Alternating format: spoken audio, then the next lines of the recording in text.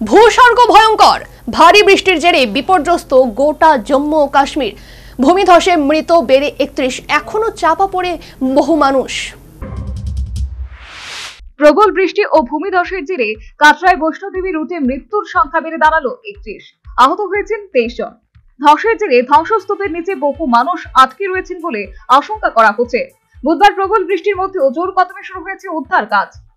তবে শুধু বৈষ্ণোদেবী যাত্রা পথই নয়, ভারী বৃষ্টির জেরে বিপর্যস্ত গোটা জম্মু ও কাশ্মীর।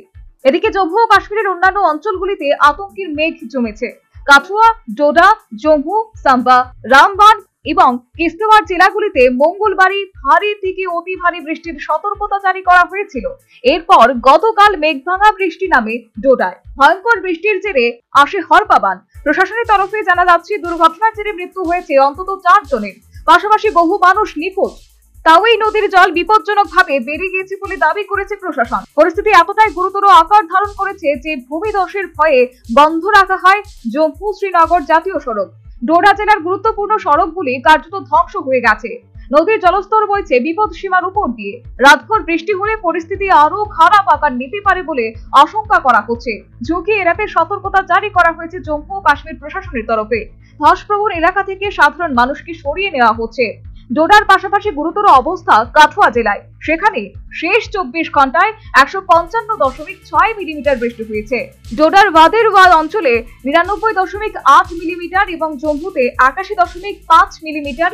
মঙ্গলবার রাত পর্যন্ত অন্তত ৩,০০০ বাসিন্দাকে নিরাপদ স্থানে সরিয়ে নিয়ে যাওয়া হয়েছে। ধসের কারণে যারা আটকে পড়েছেন তাদের উদ্ধার কাজও চলছে সমান তালে। মঙ্গলবার দুপুরে অর্ধকুয়ারিতে ইন্দ্রপ্রস্থ ভোজনালয়ের কাছে বড়সড় ধস নামে। আচমকা পাহাড়ের ঢাল বেয়ে পাথর, বোল্ডার নেমে আসায় পুণ্যার্থীদের হুড়োহুড়ি পড়ে যায়। ধসের নিচে চাপা পড়ে যান অসংখ্য পুণ্যার্থী। এর জেরে গতকালই জানা গিয়েছিল ৯ জনের মৃত্যু হয়েছে, আহত হয়েছেন ১৪ জন। বুধবার সকালে সেই মৃতের সংখ্যা বেড়ে দাঁড়ালো ৩১।